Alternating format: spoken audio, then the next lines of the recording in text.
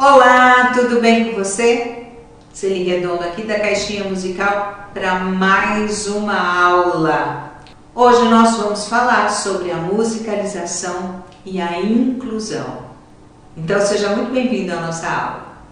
Nós sabemos que a música tem um papel muito, mas muito importante na inclusão social entre as pessoas, principalmente para educar. Música é sentimento, é aspiração, é dom, mas também é muito estudo e dedicação. E todos, sem exceção, têm direito à aprendizagem e também ao desenvolvimento das suas habilidades e capacidades cognitivas. São muitas as propostas e as ações voltadas para a inclusão.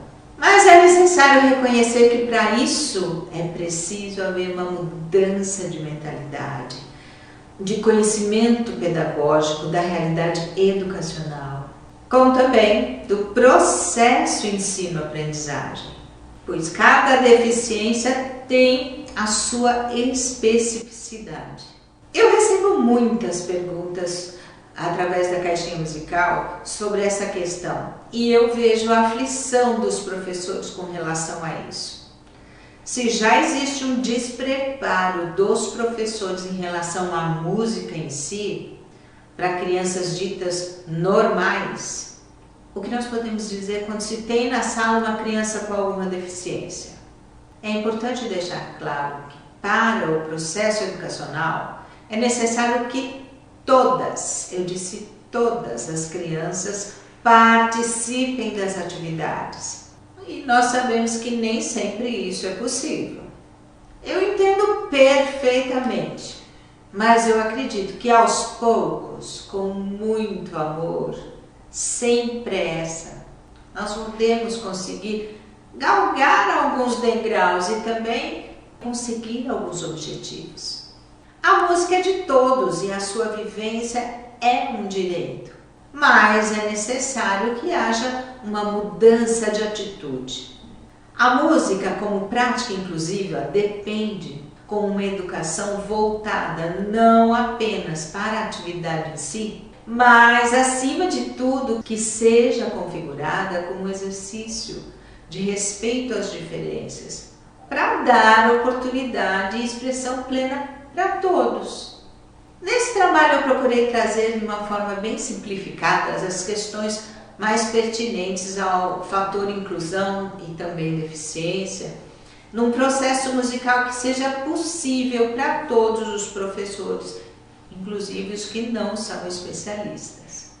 Adaptar os conteúdos para todos sempre foi a minha meta enquanto educadora. E eu já trabalho com educação há mais de 15 anos, mais precisamente com educação musical, musicalização.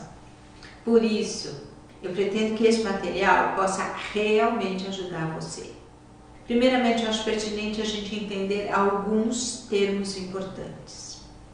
Por exemplo, cada professor, você, professor, é um mediador de conhecimentos.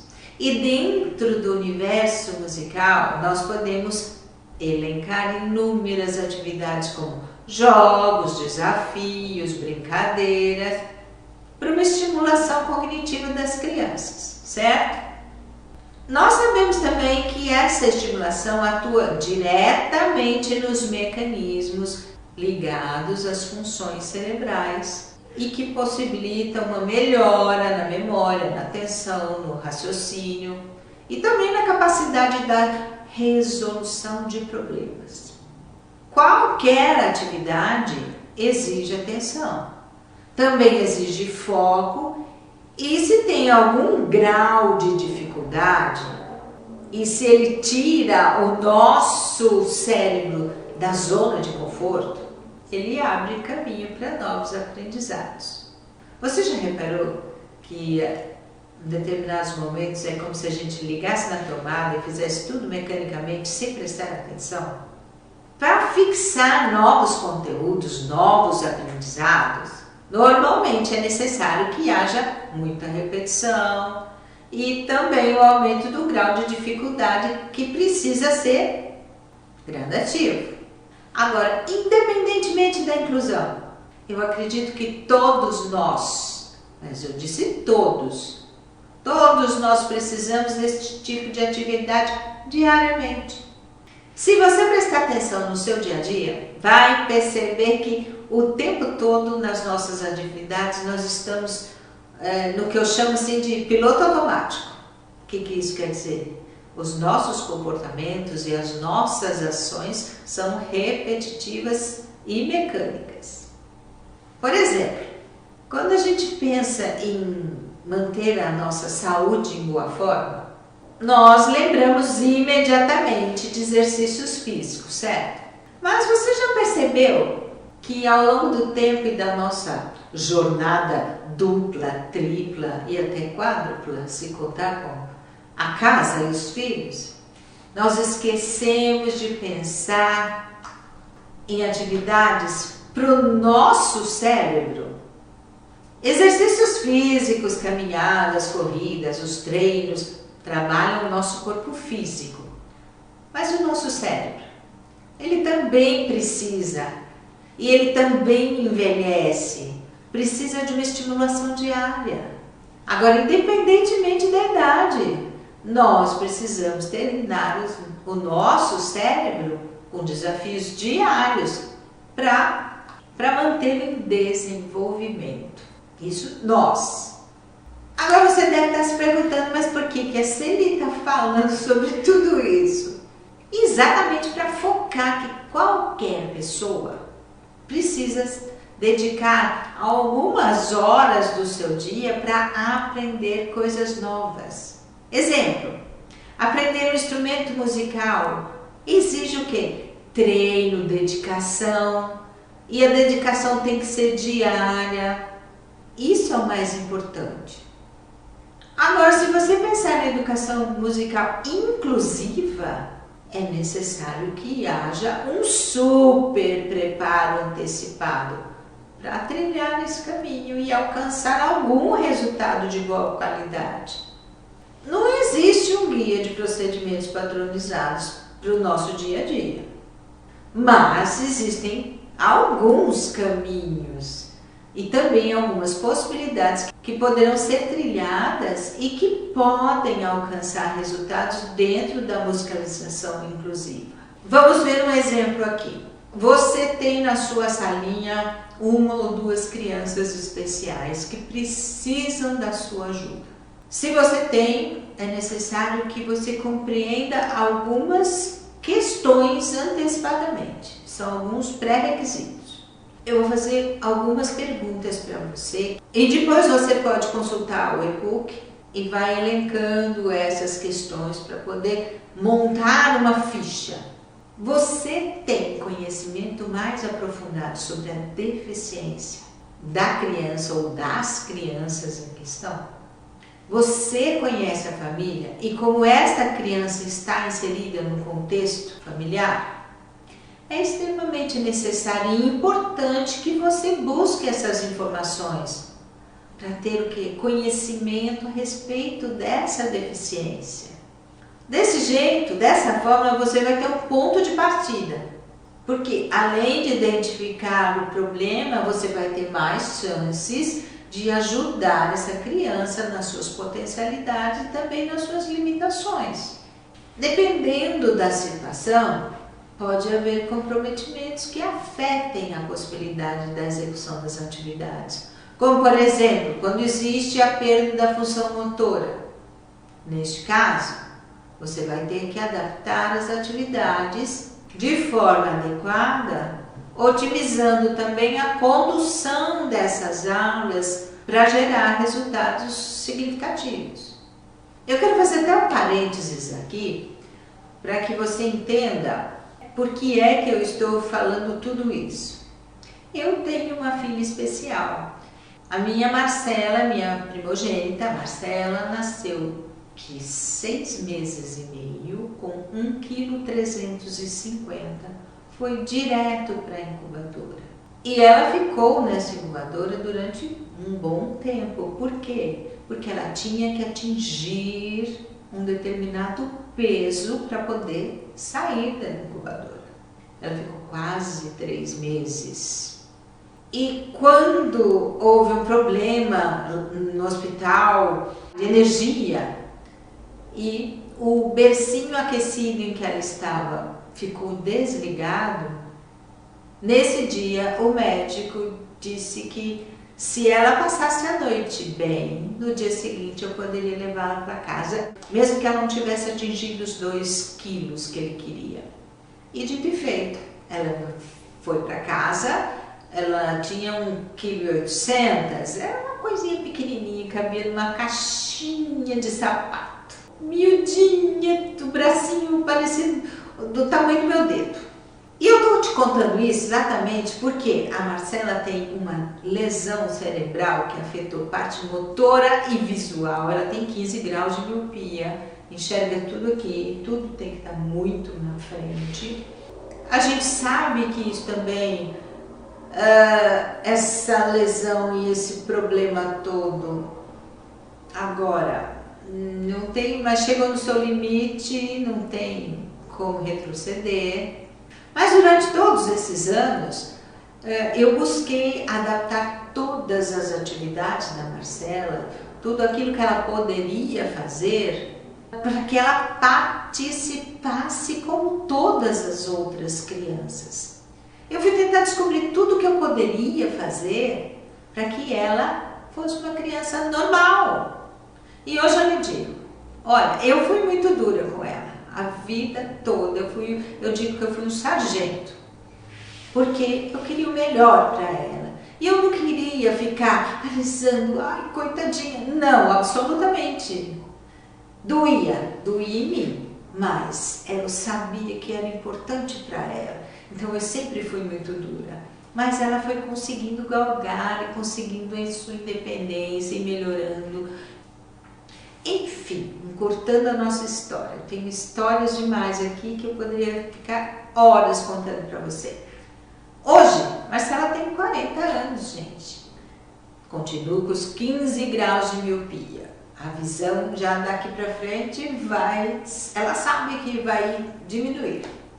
Tudo aqui para ela enxergar. Mas ela fez 2 faculdades e é uma funcionária pública hoje. Trabalha, me ajuda. Então pense que essa criança sobreviveu e conseguiu desenvolver uma porção de coisas que se eu tivesse deixado, ela não estaria onde está hoje. Por que eu estou falando tudo isso para você? Porque se você tem alguma criança com alguma deficiência na sua sala, por favor, vá atrás, vai saber o que essa criança tem para que você possa ajudá-la. O que você vai poder fazer? O diagnóstico. O que é o diagnóstico? Você vai tentar saber sobre essa deficiência e as suas implicações. As características físicas, as características emocionais, cognitivas, comportamentais, tudo isso. Faça uma fichinha para essa criança. Você tem que fazer um prognóstico. Qual a tendência dessa deficiência ao longo do tempo? Ela é progressiva? Ela é estável? No caso da Marcela, é progressiva. Eu sei disso desde o dia que ela nasceu. Mas conseguimos durante um bom tempo estabilizar.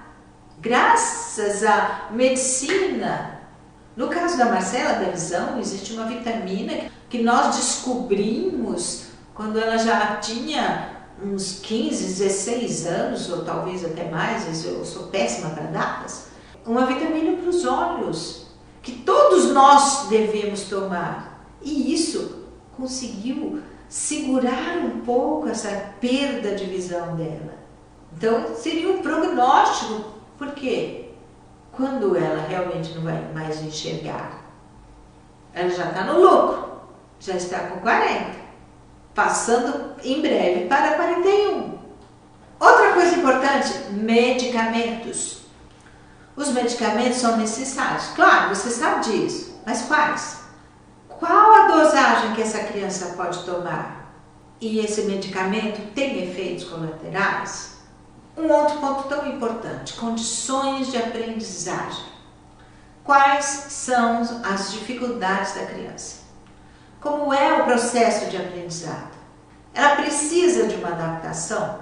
Se sim, como poderão ser realizadas essas atividades? O que você pode ajudar? Agora, a criança possui alguma habilidade específica? Então você escreve tudinho, conversando com os pais. Um histórico pessoal. Aí no caso da questão da musicalização em si. A criança já estudou música? O que ela já aprendeu? Como é o relacionamento dela com os familiares? Ela faz terapia? Você percebe que você está conseguindo enxergar esta criança para você poder adaptar as atividades para que ela faça também junto das outras? Você está traçando um mapa e assim você vai ter condições de saber como é que você vai inserir esta criança nessas atividades. Um outro ponto também muito importante é a proximidade que você vai ter com a família para que você tenha as informações que ajudem nessa aprendizagem. Principalmente que esses familiares vão te ajudar nessa aprendizagem. Infelizmente, nós temos conhecimento de muitos casos com famílias desestruturadas, com pais ausentes, agressivos e negligentes. E nessa situação, o processo de aprendizado será muito mais lento. Dentro da proposta do trabalho aqui de musicalização da caixinha musical neste curso, nós vamos elencar algumas estratégias que vão possibilitar o contato da criança com a musicalização. Lembrando sempre que será um grande desafio e levando em conta também o fator tempo de aprendizado. A inclusão das crianças com deficiência vai exigir sempre estratégias alternativas, além de um bom planejamento. Então, eu vou deixar aqui várias atividades de musicalização inclusiva, para que você possa desenvolver com as crianças que tenham alguma deficiência. Mas é muito importante ressaltar que você precisa realmente conhecer o seu aluno para introduzir essas atividades. A partir daqui você vai acessar o seu primeiro e-book, que é voltado para este módulo, e vai ver várias atividades que nós desenvolvemos aqui para você trabalhar com a musicalização para crianças com alguma deficiência. Então vamos trabalhar a inclusão na musicalização dessas crianças.